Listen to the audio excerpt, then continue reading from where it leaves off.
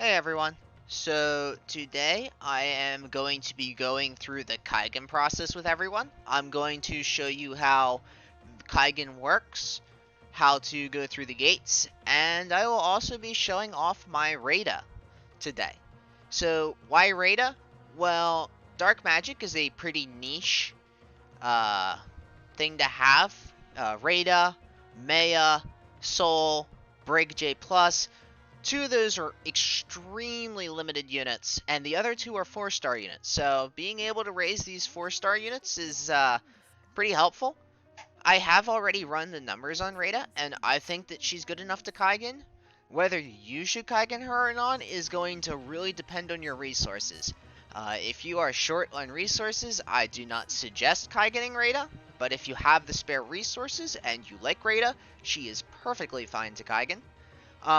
One note is I am missing a crucial piece of gear. I am missing a speed and magic weapon, which I believe is called the Oracle Prayer in Global. And since we do not have the battlefield drama, I am using the Fujika VCR on her right now, which is 40 magic attack. Um, Definitely in global, if you run Reida, use the battlefield drama. It is better than the Oracle Prayer. It gives her an instant cast AoE 5 diamond dark magic attack. It's super good on her. As far as Nensous go, I want to use the Maya Nensou right now because the vision ability is going to give her a dark magic spell, something that she does not naturally have.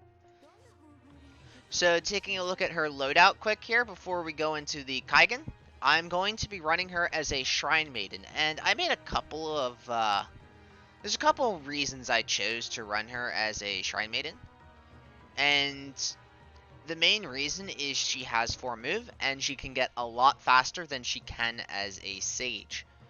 Now, you'd obviously be running Shrine Maiden main, but you're going to be running the Sage sub.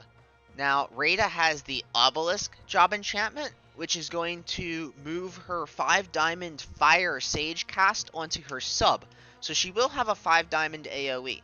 Obelisk main has a single target extra wind damage fire nuke that she's not going to have access to like this.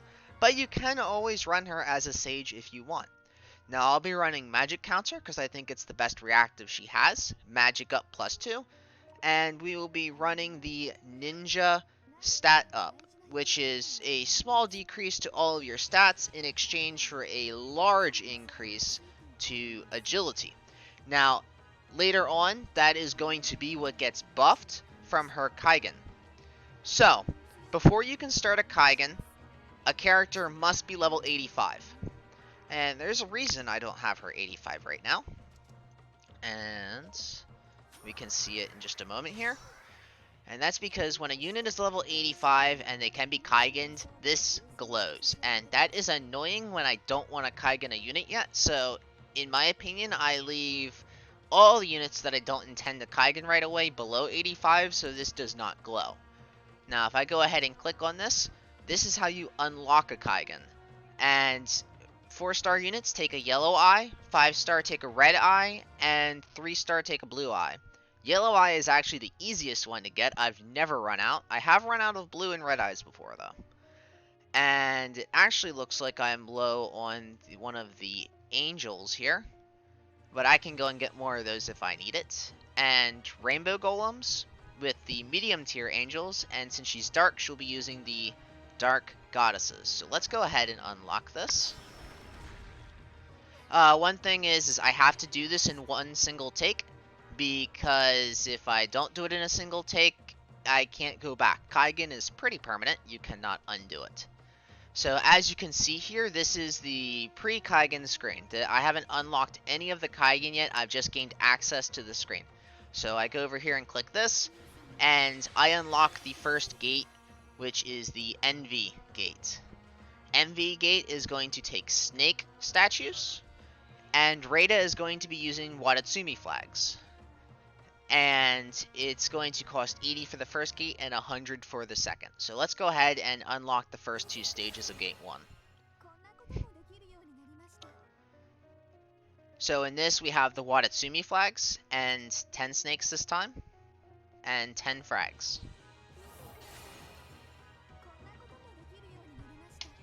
So now that I have it up to 2, you'll notice this gate here is glowing, and this is the Sloth gate, if I remember correctly, which is the bear gate. So let's go ahead and unlock this. Alright. Now I can raise this by 2. And this time it's going to take bear statues instead of snake statues.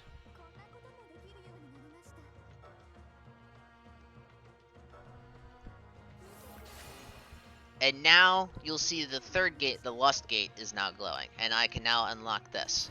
I won't be raising the Lust gate today because I do not have enough frags. But one thing to note, Reida actually does have a really good leader skill for magic dark units at 30 HP, 20 dark, and 20 magic. The reason why I don't think you should raise this is because if you have access to Soul, he has a better leader skill in my opinion. And while Soul might be a super limited unit, there just aren't enough other dark magic units without running limited dark magic units to actually field a full team, in my opinion. So I don't think her Gate 3 is worth maxing. But it's definitely an option if you really, if like for say Global gets together enough dark magic units through like exclusives or collabs or something, and you need a dark magic leader skill, this is actually a viable option. So let's go back to our Envy Gate here and move this up to max. So, okay, so this is where I hit the line. I need to go buy myself some more angels. So I am going to go to the special shops, and we have this Kaigan shop here, and these are not cheap. I'm going to go and buy one of these packs, and this is going to give me 30 of these, and it's going to cost me 10 million zenny. I highly suggest farming these instead of buying them. I'm in a good position right now, so I can afford to buy them, and since I forgot to farm them before the video, I am going to pay the piper now, and I am going to collect my spoils. So now that we have enough of those, we're going to go back into the Kaigan menu. And as you can see, each gate that I unlock is worth 2 levels, so her max level is 91 now. And I'll raise that in a little bit. So we are going to go to stage 4. And now that we're at stage 4, something different is going to happen. We are going to see the final gate unlock. And the final gate unlock is going to have a much higher material cost than the other parts of the gate. The frag number jumped up to 30 from 20. And now we have this. This item here is called a sin or an indulgence, and these are very hard to get, like very hard to get. The reason you see me having 50 of them right now is because in Japan, they gave us a ton of sins recently, because gates 4 and 5 will be unlocked shortly here. So they wanted to give us the ability to finish prepping up our gate 1 to 3 units for gate 5, which is why we have so many of them right now. You are going to want to use these sparingly. Gate 1 only costs 1. And this is the gate you really want to max on every one of your mainstay units. But if there's nothing wrong with just raising a gate 1 to 4 and gate 3 or gate 2 to 2 and gate 3 to 3 and just leaving a unit there for a while, because that's going to net you the most stat gain without costing you any sins. So, let's go ahead and max this gate. That does cost a lot of zenny, by the way. I think it was, what, 5 million, I think it said? And that's going to give me a lot of HP. It's going to give me a lot of extra magic, and it's going to give me a little bit of extra speed.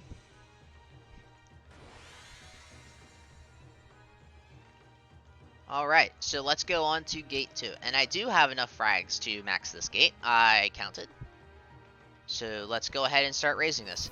You do not want to raise gate 2 past 2 unless you plan on unlocking it or your name is Chloe. Because this gate is super expensive and it only gives defense, magic defense, crit, it's not crit rate, just crit, and a little bit of accuracy or hit rate. And now this is the big gate. Like, this is the big daddy. Like, this is all the marbles here. We're talking 50 unit frags and 2 sins. It's a lot of materials. So you only want to max this gate if you need to max this gate. In Reida's case, it's going to give her an additional 28% magic attack. So it's definitely worth maxing on Reida. 50 flags, that's a lot of flags. The statue costs are the same in every gate. Bears is one of the more annoying ones to farm. And it's going to cost 10 million zenny. So let's go ahead and max it. So as you can see, she just got a massive boost in her magic. Over 100 extra magic now. And there you go. I've now maxed gate 1 and 2 of my Reida. I do not have any more gate or frags to max gate 3, but I will eventually raise this up to at least 3. I don't think I'm ever going to actually max this gate, but who knows, maybe they'll eventually release enough dark magic units, it'll be worth it. So there you go, there's the Kaigan. Now I'm going to go and hop into a map and show off what Reida can do, just in case anyone was curious. But that's pretty much all I have to say on raising up a unit through Kaigan. It's a straightforward process, it's not that difficult to understand. But it is very resource intensive. So you need to be prepared beforehand. And you basically have to brace for the fact that your resources are going to drop fast. Like, I probably have already lost 20 to 30 million zenny in this video alone. Fortunately, I had over 400 million to start. But that can go pretty quick if you're not careful. So let's go ahead and hop into a map here and see what she can do.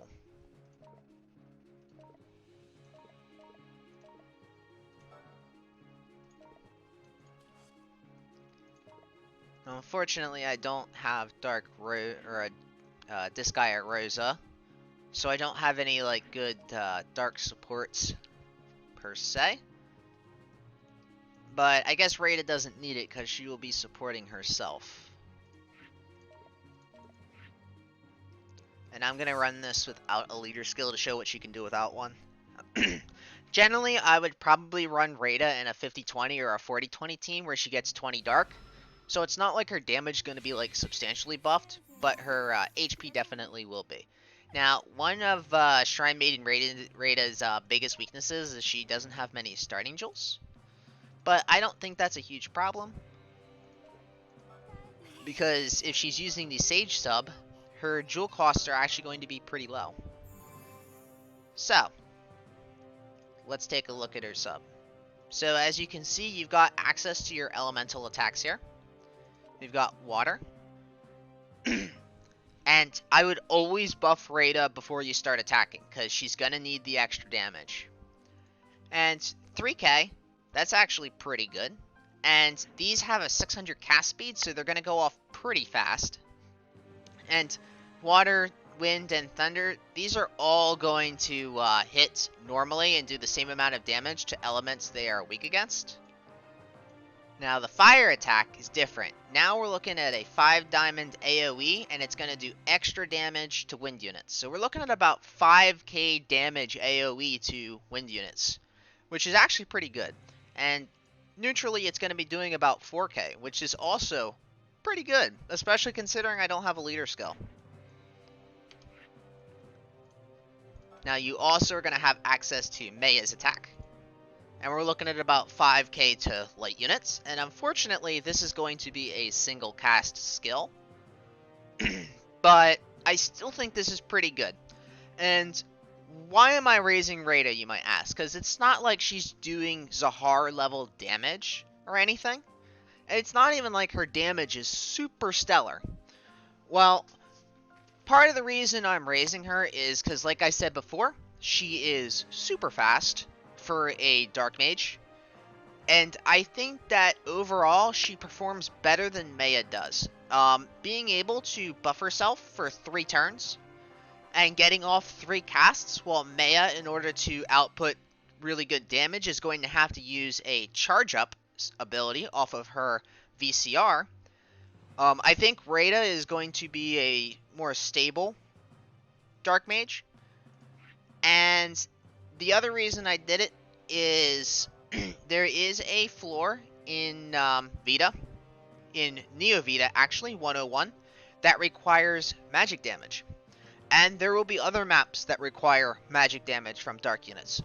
So I thought Reida would just be a good unit to have overall. Now, my Reida is not going as fast as I would like her to. She should have at least, if not more than 10 more speed. When I was doing my calculations, she actually made it up to about 170 speed with the right setup that I just do not have right now. So we're talking a 170 speed Dark Mage here.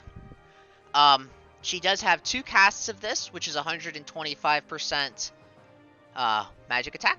And then she has 2 100% magic attack casts. So she gets 6 turns of 125% magic attack, and then an additional 12 turns of 100%. And just look at all these skill uses she has. She can cast this 10 times. So she's not going to run out of casts anytime soon. She does 5k pretty easily to light units with the fire, and if she's using a smaller but faster spell, she does about 3.5. I think she's a pretty solid unit. Whether you should Kaigan her or not, honestly, probably not. At least not at first. But if you're like me, and you're trying to fill out teams and niches, she's not a bad option. So, that's really all I have to say on Reida. I will be doing a Kaigan video similar to this on Pride in a couple days when the FMA collab is over. And I will be showing you how we Kaigan collab units. It's actually a very similar process. There's just a few minor tweaks, and I'll be going over those next time.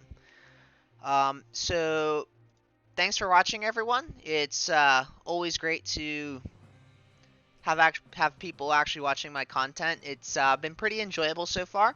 I'm going to keep on doing individual unit videos in the future. This is just a side project I wanted to do to really give you an overview and more updated look at Kaigan and what exactly it entails. So thanks everyone, and I will see you next time.